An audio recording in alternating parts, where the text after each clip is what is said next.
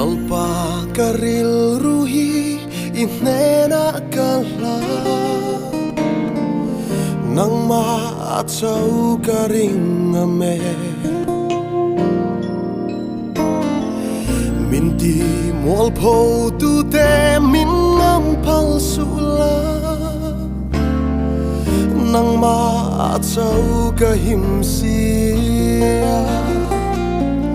Ikong te min chia tirla min sir tirla itu taka min suai ze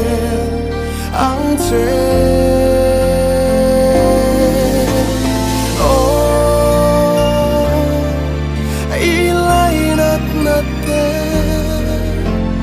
ingil nei na te su shereng ang che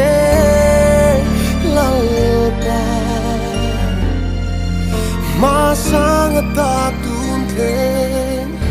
kung kuatan petian isi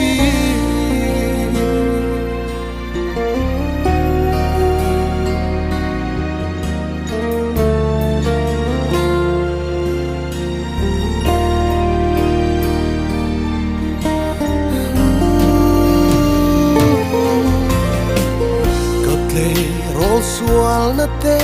Kabo chiat nate Lalpa nangin sereng sula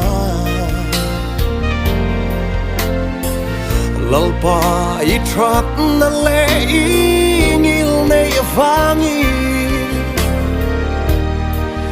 Min se zo kang che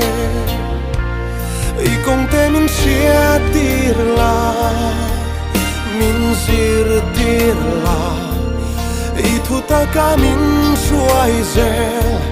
ang che